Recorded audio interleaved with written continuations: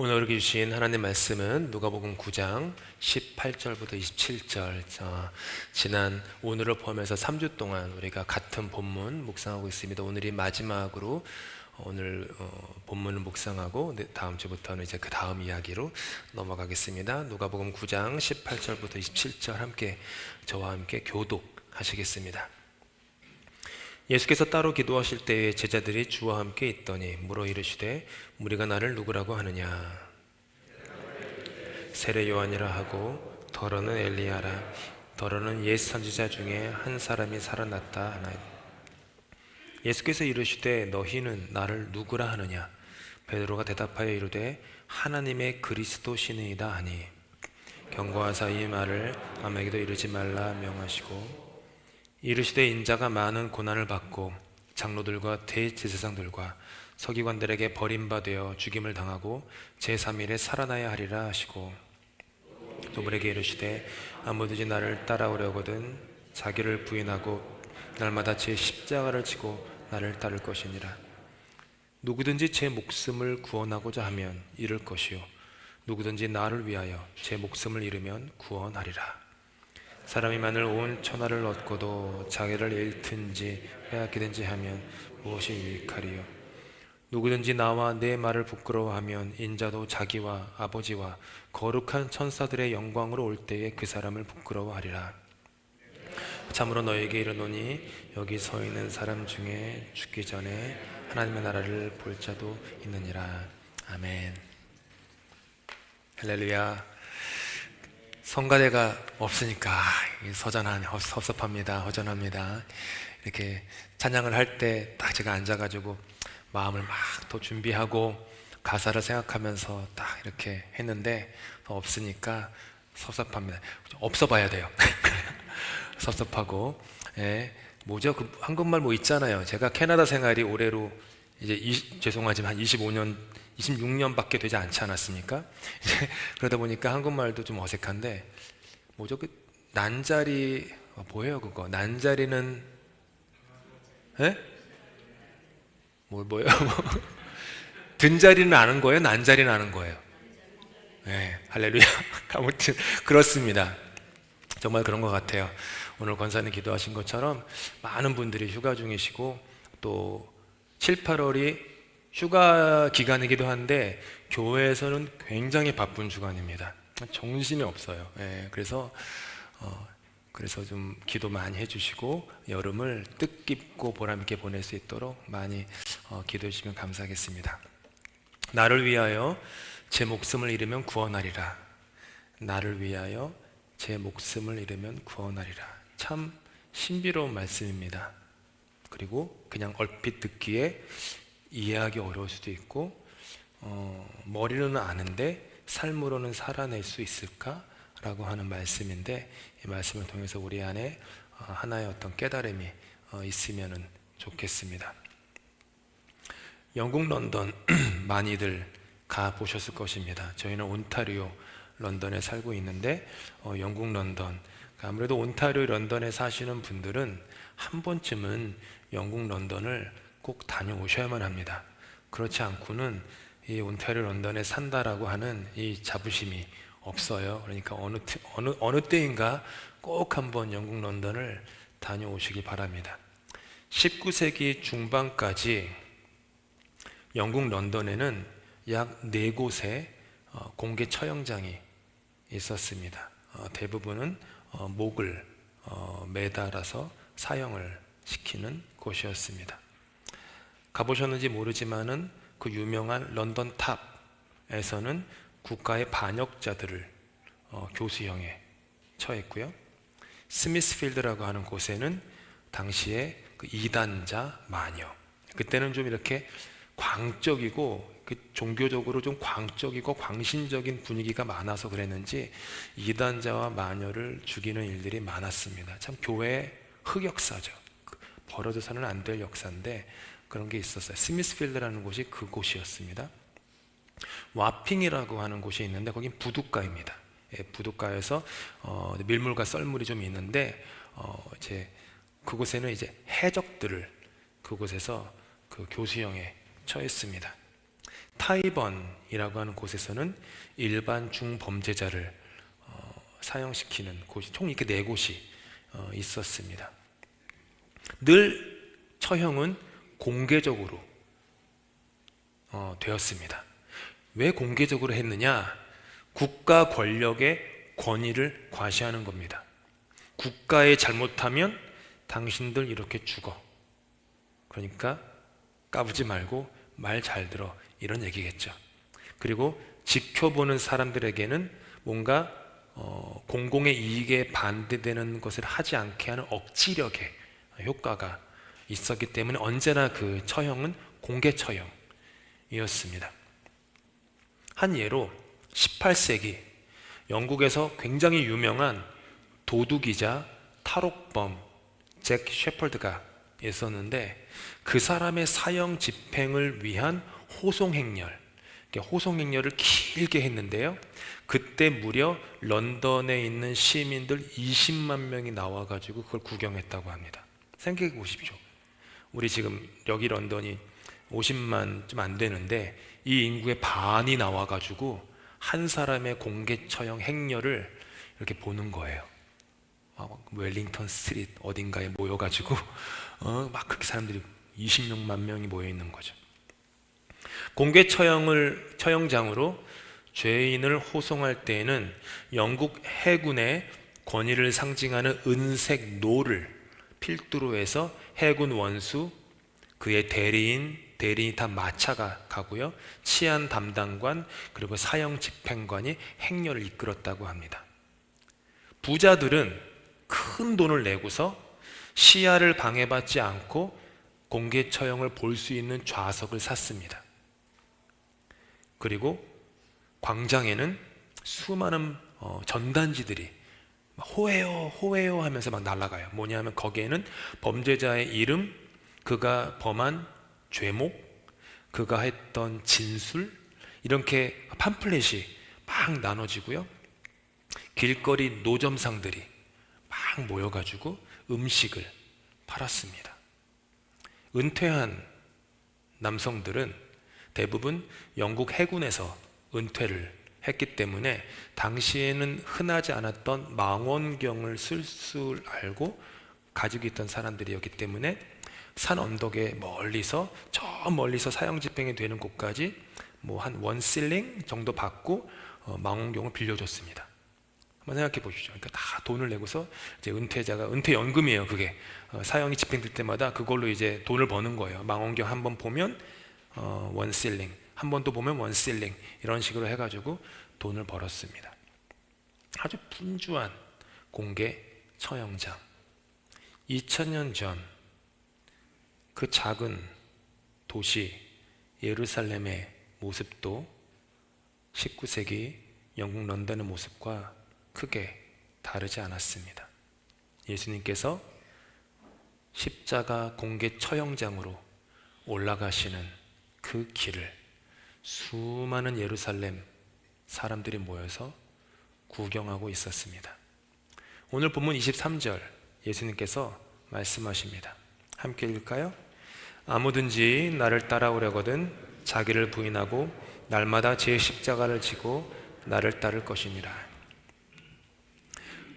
영화나 그림을 보면 예수님께서 십자가를 어깨에 짊어지고 올라가시는 걸로 되어 있는데, 역사적으로 좀 더 정확하게 얘기를 하자면은 십자가를 지고 가신 게 아니라 세로 십자가는 이미 그 골고다 언덕에 박혀 있고요, 가로 십자가, 가로 들보를 어깨에 짊어지고 갑니다. 그 가로 들보를 라틴어로 페티블룸이라고 불렀습니다. 그 어깨에 짊어지고 그 골고다 언덕을 향해서 너무나도 힘겨운 걸음을 걷고 계시는 거죠. 왜냐하면 이미 예수님의 온 몸에는 39개의 가닥 끝에 박혀 있었던 쇠구슬과 날카로운 뼈 조각에 채찍 태형으로 말미암아 살이 다 찢겨져 나갔기 때문입니다. 아마도 살이 심하게 찢겨나가 예수님의 뼈까지 밖으로 보일 정도로 학자들에 따르면은 너무 심하게 벗겨져서 예수님의 살이 리본처럼 흔들거릴 정도였다라고 얘기할 정도로 고초를 당하셨습니다. 그 어깨에 가로들보 패티블룸을 지고 올라가시는 겁니다. 얼마나 고통스럽고 힘드셨겠습니까? 그렇게 예수님께서 십자가 가로들보를 지고 오르신 그 길을 한 번쯤은 들어보셨는지 모르지만 비아 돌로로사라고 합니다. 비아 돌로로사. 비아는 길이라는 뜻이고요, 돌로로사는 슬픔, 고통이라는 뜻입니다. 지금도 예루살렘 성지 순례를 가면은 비아 돌로로사라고 이렇게 써 있고, 여기서부터 어디까지라고 해서 몇 번 포인트, 예수님이 넘어지셨던 곳, 누가 와서 대신 짐을 짊어졌던 곳, 이런 식으로 돼 있죠. 정확하진 않지만 그렇게 하는 거죠. 비아 돌로로사. 죄가 없으신 예수님께서 나의 죄를 지고 그렇게 슬픔의 길, 고난의 길을 걸어 올라가셨습니다. 태영장에서부터 골고다, 해골 언덕, 골고다의 뜻은 해골입니다. 태영장에서부터 해골 언덕까지 십자가를 지고 힘겨운 걸음을 옮기시는 그분을 예루살렘 사람들은 구경하면서 다 고개를 절레절레 흔듭니다. 저 청년의 삶은 끝났다. 마침표가 찍혀졌다 라고 했던 것이죠.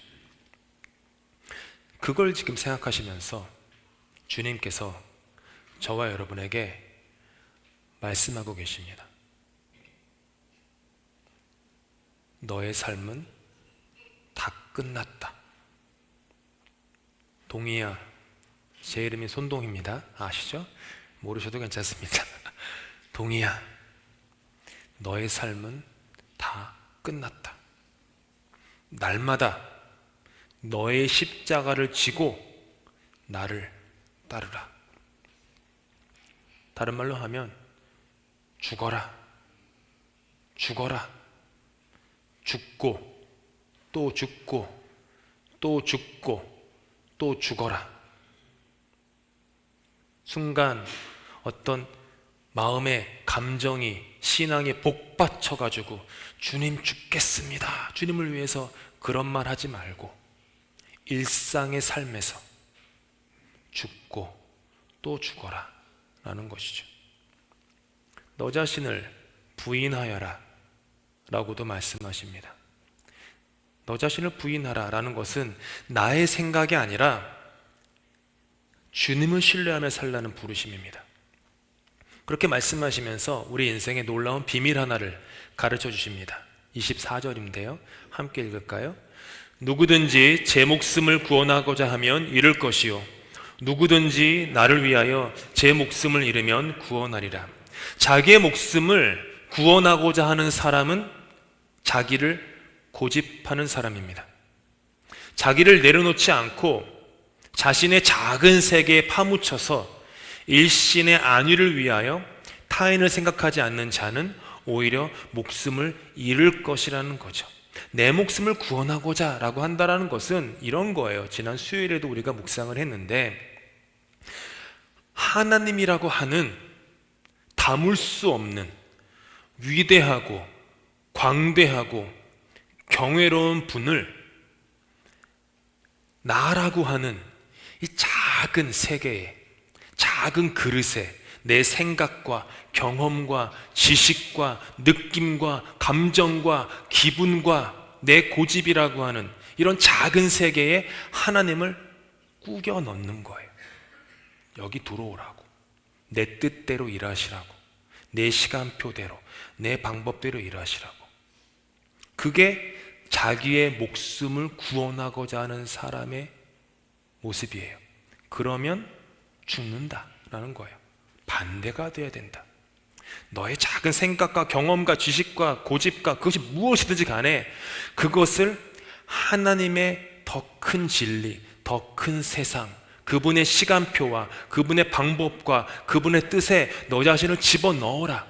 그렇게 너의 목숨을 잃고자 하면, 잃어버리고자 하면 오히려 너의 목숨을 얻을 것이다. 이 역설을 예수님께서 말씀하시는 것이죠.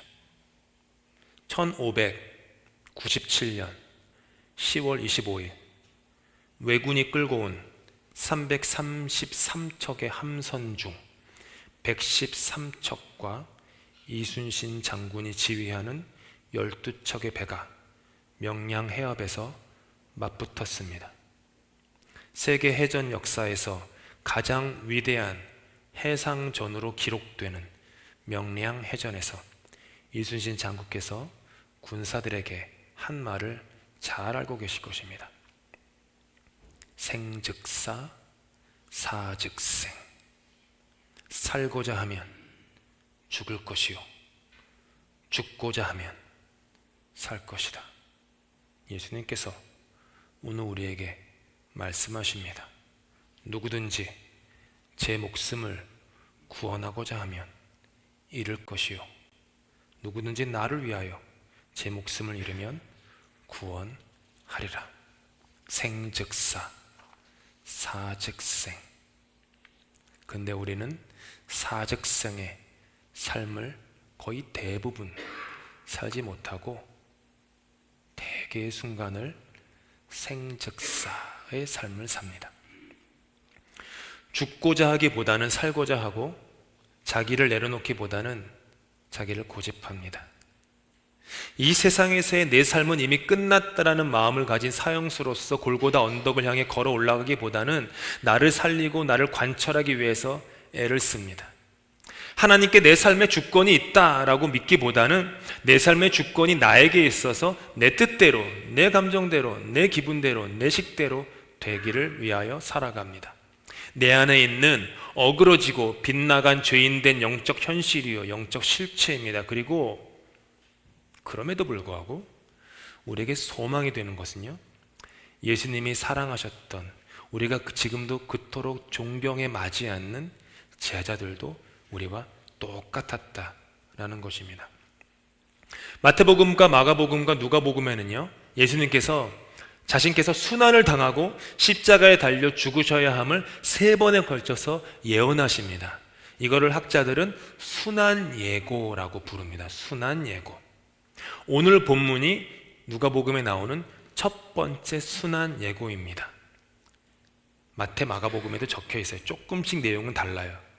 근데 공통점은 예수님께서 내가, 인자가 사람들로부터 거절당하고 고난을 받고 죽었다가 3일 만에 살아날 것이다 라고 하는 그 순환을 예고하실 때마다 제자들이 알아먹지를 못합니다. 이해를 못해요. 3번씩이나 자신이 겪게 될 고난과 십자가를 말씀하셨건만 예수님을 따른다라고 하는 제자들은 3번씩이나 전혀 딴 생각을 합니다. 딴 말을 해요. 그들의 모습이 저의 모습입니다. 여러분의 모습입니다. 마태복음을 중심으로 살펴볼까요? 십자가의 순환과 죽음을 첫 번째로 예고하셨을 때 마태복음 16장에 따르면 베드로가 나섭니다. 어떻게 하냐면 예수님을 구석으로 끌고 갑니다. 매우 불경한 겁니다.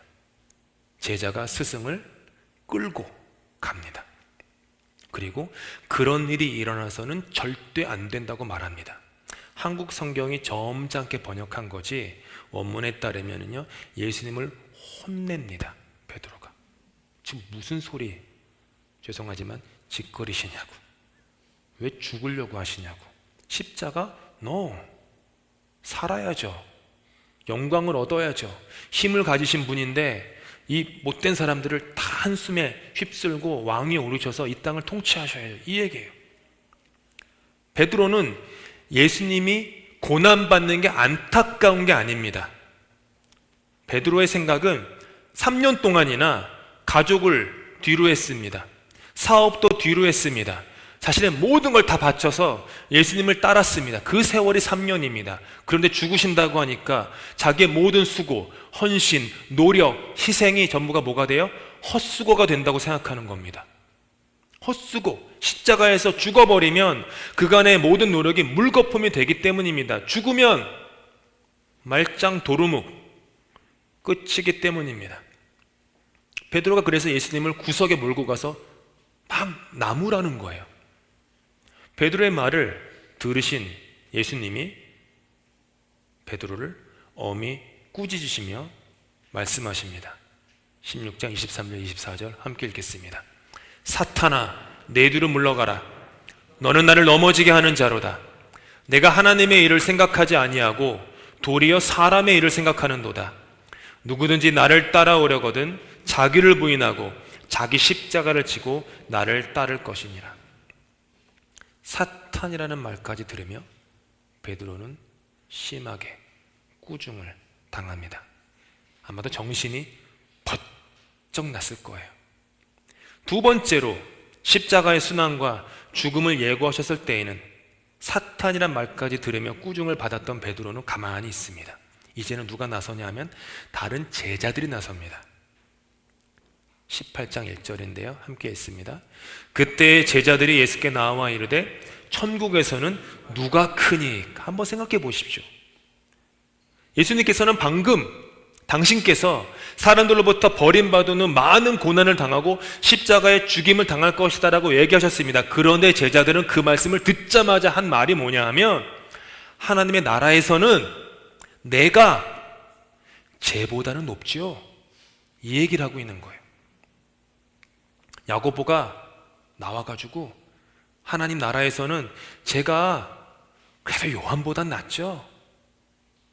요한은 발끈해가지고 뭔 소리야, 내가 그동안 희생한 게 얼만데 3년 동안 내가 너보단 낫지.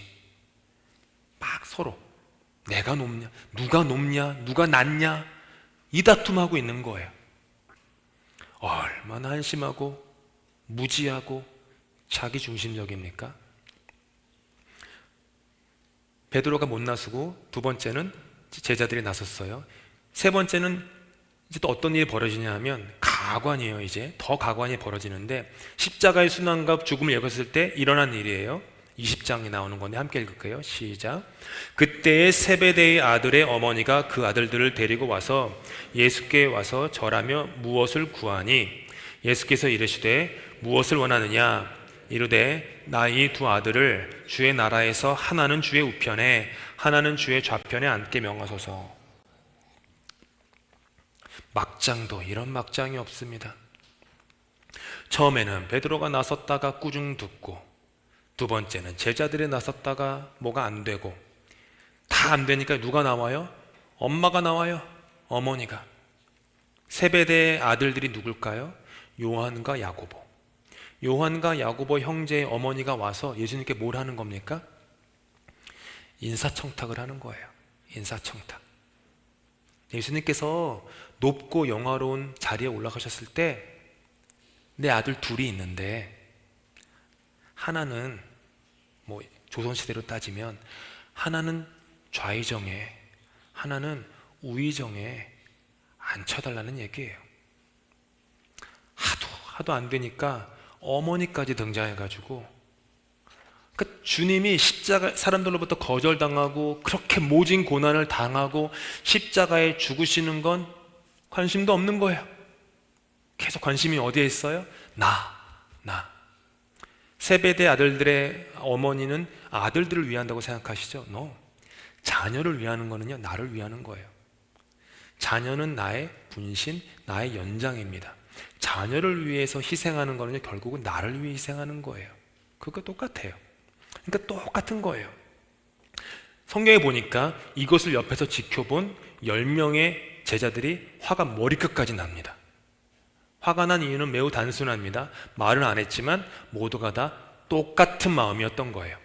모두가 다 한 자리 차지하고 싶었는데, 베드로는 어머니가 있는지는 모르지만 장모님은 계시잖아요. 우리가 예전에 묵상했던 장모님이 나서지도 않고, 다른 제자들은 자기 엄마 아빠 나서지도 않고, 하필이면은 요한과 야고보의 어머니가 나서가지고 인사청탁을 하니까 화가 난 거죠. 내 엄마가 저래야 되는데 막 이러고 이런 거예요. 똑같은 마음인 거예요. 다들 무슨 마음이에요? 내가 너보다는 높은 자리에, 나의 말이 너의 말보다는 입김이 더 세야지 라고 하는 생각을 가지고 있었던 겁니다. 그런데 야고보와 요한이 선수를 친 거잖아요. 그들의 어머니가 화가 난 거예요. 똑같은 마음이었습니다. 예수님께서는 나에게 나 자신을 부인하라고 하셨건만 나는 내 고집을 세웁니다. 날마다 나의 십자가를 지고 따르라고 하셨건만 나는 인정받기를 갈망합니다. 자기를 부인하라 하셨지만 자기를 인정하고, 자기 십자가를 지라 하셨건만 남에게 십자가를 지우고, 나를 따르라 하셨건만 내 안의 욕망을 따라갑니다. 생즉사, 즉 나 자신을 위하여 나를 지키고 나를 고집하여 나를 구원코자 하니 결국에는 아름다웠던 영혼의 등불을 꺼트리며 어두운 곳으로 치닫습니다. 마이동풍, 소귀의 경읽기도 이런 경우가 없습니다. 서당계 3년이면 뭘 읊어요? 풍어를 읊는다고 했건만 제자들은 3년이나 따라다녔는데 풍월 글자 하나도 깨우치지 못한 겁니다. 한 귀로 듣고 한 귀로 흘리는 경우도 이런 경우가 없습니다. 근데 그런 제자들의 모습에서 저는 저의 모습을 봅니다. 성도 여러분들께서는 여러분들의 모습이 그 안에 보일 수 있으면 좋겠습니다. 우리의 모습이 제자들의 모습과 똑같습니다. 그런데 거기에 은혜가 있습니다. 거기에 은혜가 있어요. 예수님께서는 이토록 무지하고 멍청하고 자기중심적이고 연약한 당신의 제자들을 포기하지 않으십니다. 끝까지 붙들어 주세요. 끝까지 그들을 참으십니다. 끝까지 그들을 기다리십니다. 끝까지 믿어주세요. 한순간도 그들의 손을 놓지 않고 끝까지 그들의 주님이 되어주십니다. 그리고 끝까지 그들을 사랑하여 주십니다. 요한복음은 이것을 우리에게 이렇게 잘 설명합니다. 함께 읽겠습니다. 유월절 전에 예수께서 자기가 세상을 떠나 아버지께로 돌아가실 때가 이른 줄 아시고 세상에 있는 자기 사람들을 사랑하시되 끝까지 사랑하시니라. 끝까지 사랑하시니라. 끝까지, 끝까지, 끝까지. 이것이 나를 향한 예수님의 사랑입니다. 나를 위한 주님의 십자가가 서 있는 곳은 내 마음의 저 끝자락, 더럽고 추악하고 이기적이고 욕망과 욕심으로 가득 차 있고, 그 사람들이 나의 겉모습에서 보지 못하는 나의 그 어그러지고 죄로 물든 그 끝자락, 그 골고다, 해골과도 같은 내 삶의 자리에 주님의 십자가가 서 있습니다. 내 인생의 전성기에 내가 기도 잘하고 예배 잘 드리고 순종하고 찬양도 잘하고 그런 자리에 주님의 십자가가 서 있는 게 아니라 나의 저 끝자리, 아무도 나를 보지 못하는 저 끝자리에 주님의 십자가가 서 있는 거예요. 그리고 거기서 말씀하시는 거예요. 내가 너를 사랑한다. 내가 너를 끝까지 사랑한다. 죽은 뼈만 앙상하게 남은 내 욕심의 그 끝자락, 맹렬히 타오르다가 이제는 재만 남은 내 고집의 끝자락, 그런 나의 해골 언덕 위에 예수님의 십자가가 서 있습니다. 왜요? 내 삶이 해골 같으니까, 내 삶이 뼈다귀 같으니까 거기 위에 십자가가 서 있는 겁니다. 해골과도 같은 내 삶을, 내 마음을 십자가의 보혈이 한 방울, 두 방울, 세 방울, 네 방울 붉게 적시고 또 적시고 내 마음을, 내 삶의 끝자락을 그렇게 붉게 물들입니다. 어리석고 죄 때문에 나를 부인하지도 나의 십자가를 지지도 못하는 나를 주님께서는 단 한순간도 나는 너의 주님이 되어주기를 멈추지 않는다 하시면서 거기에 자신을 못 박으십니다. 나의 연약함에도 불구하고 단 한순간도 내 삶에 주님의 뜻이 완성되도록 하는 당신의 열심을 멈추지 않으시는 거예요. 사랑하는 성도 여러분, 믿음이 뭡니까?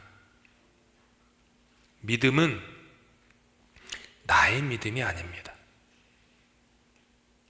지난 수요일에 제가 설교 끝자락에 자세히 설명드렸어요. 내 믿음이라고 우리 얘기하는데 내 믿음이 어디 있습니까? 믿음은 하나님이 나에게 주시는 겁니다. 내가 하나님의 마음 끝자락을 붙잡는 믿음이 중요한 게 아니라 하나님께서 아무도 보지 못하는 더럽고 죄악된 나의 마음의 그 끝자락을 하나님이 붙잡고 있다. 그게 믿음이에요. 내가 하나님을 붙잡아 보십시오. 100점 100패입니다. 아무리 여러분과 제가 신심이 깊고 하나님을 사랑한다고 하여도 붙잡아집니까?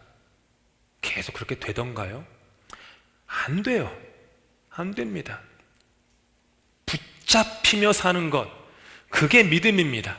히브리서가 말했습니다. 믿음의 주요, 온전케 하시는 예수를 바라보라고. 믿음의 뭐예요? 주님. 너의 믿음의 주님은 네가 아니라 주님이다. 온전케 하시는 분. 헬라어 원어 성경에 따르면 너의 믿음의 경주를 끝까지 완성케 하시는 분도 네가 아니라 주님이다. 즉 나의 열심으로 신앙생활을 하는 게 아니라는 겁니다. 나를 향한 하나님의 열심으로 신앙생활을 하는 겁니다. 내가 능동적으로 이렇게 해야지 저렇게 해야지라고 하고 나서는 게 아니라 주님이 나를 붙잡으시는 그대로 졸졸졸 따라다니는 겁니다. 내 마음은 그렇지 않은데 주님이 그렇게 말씀하시면 오케이 주님 생각은 나보다 깊으니까 따라갈게요. 내 감정은 그렇게 나가지 않는데 주님이 나에게 이렇게 말씀하시면 주님의 생각은 나보다 더 높으니 따라가 볼게요. 그렇게 따라가는 겁니다. 그게 신앙입니다. 내가 가진 믿음의 열심이 아니라 나를 향한 주님의 열심 덕분에 살아갑니다. 그러면 어떤 일이 벌어지냐 하면 새로운 생명으로 태어납니다. 날마다 다시 살아납니다. 날마다 죽는데 날마다 살아납니다. 그래서 죽고 또 죽을 수 있습니다. 왜냐하면 내가 죽어야만 내 안에 예수님의 새 생명이 다시 부활하기 때문입니다. 나를 포기하지 않는 주님 덕분에 생즉사의 삶이 사즉생의 삶으로 변화됩니다. 자기를 부인하는 사람은요, 자기 십자가를 질 수 있는 사람은요, 강한 사람입니다. 한번 여러분 지나온 인생을 돌아보십시오. 마음이 불안할 때, 사람들로부터 인정받고 싶을 때, 여러분의 헌신을 누군가 알아주길 원할 때 자기가 부인되던가요? 자기 십자가가 져지던가요? 어림도 없습니다. 벌어지지 않아요. 정신적으로 영적으로 컨피던스가 없는 사람은 자기 십자가 질 수 없습니다.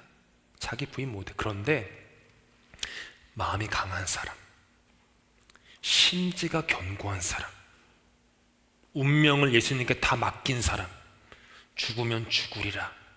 진짜 립 서비스가 아니라 진짜로 주님 앞에 죽으면 죽으리라라고 말할 수 있는 사람, 그 사람만 자기를 부인합니다. 그 사람만 자기 십자가를 집니다. 그 사람이 강한 사람이에요. 그 사람이 강한 사람이에요. 마음이 은혜로 가득 차면 그렇게 사라집니다. 스스로 구원코자 하지 마시고 날마다 죽읍시다. 죽고 또 죽읍시다. 아멘 안 하시잖아요. 다 살려고. 그렇지. 이미 아멘 나오기 어렵죠. 자꾸 죽으라고. 전에도 얘기했잖아요. 저는 우리 교회 교인들이 다 걸어다니는 시체가 되면 좋겠다고. 죽은 사람들이 막 걸어다니는 거야, 이 교회 안에. 나는 내가 죽은 사람, 내 욕심과 갈망과 욕망과 고집과 저부터 믿을지 모르지만 날마다 죽으려고 저 되게 했습니다. 여기 교회 오랫동안 계신 분들 아실지 모르실 거예요. 제가 깊게 얘기는 못하지만 자기를 부인하고 자기 십자가를 지지 못했으면 런던 한인교회 오지 않았습니다. 제 나름의 죽음이에요. 그리고 지금도 계속 어떻게든 그렇게 하려고 애씁니다. 생각은 자꾸 딴 데로 가요. 자꾸 내 생각, 내 고집, 내 목회 계획으로 가려고 욕심이 생기죠. 당회 때마다 죽습니다. 비오에 모일 때마다 죽으려고 합니다. 어린이들 사역할 때마다, 내일 서머 캠프 할 때마다 또 어떻게 나를 부인하고 내 십자가를 질까? 고생이 아니에요. 십자가는요, 고생, 고통이 아닙니다. 순종이에요. 순종. 십자가는 고통이라고 생각하니까 지기 싫지. 순종이에요. 더 나은 삶을, 더 좋은 곳이 보이니까 내려놓는 겁니다. 그러면 그게 돼요. 죽읍시다. 죽고 또 죽고 또 죽고 또 죽읍시다. 골고다 해골 언덕을 흘러내려 내 삶을 적시는 그런 보혈이 저와 여러분을 다시 살리게 될 것입니다. 기도하시겠습니다. 비아 돌로로사, 고난의 길, 고통의 길, 십자가를 등에 지고 머리에는 가시 면류관을 쓰신 채 그렇게 골고다 해골 언덕을 오르는 주님을 봅니다. 해골과도 같은 나의 인생을 위해 흘리신 주님의 보혈을 기억합니다. 나를 끝까지 사랑하시는 주님, 연약한 내 마음의 끝자락에서도 여전히 나의 주님이 되어 주시옵소서. 오늘도 주님의 그 사랑으로 인하여 내 영혼이 다시 살아나기 원합니다. 해골 언덕, 죄만 남았던 내 마음이 오색 찬란한 에덴의 동산으로 변하게 하여 주시옵소서. 끝까지 나를 사랑하시는 주님의 사랑으로 내 마음의 끝자락조차 다 채워 주시옵소서. 주님의 그 사랑의 능력으로 인하여 날마다 죽게 하시고 날마다 다시 살게 하여 주시옵소서. 예수 그리스도 이름으로 기도합니다.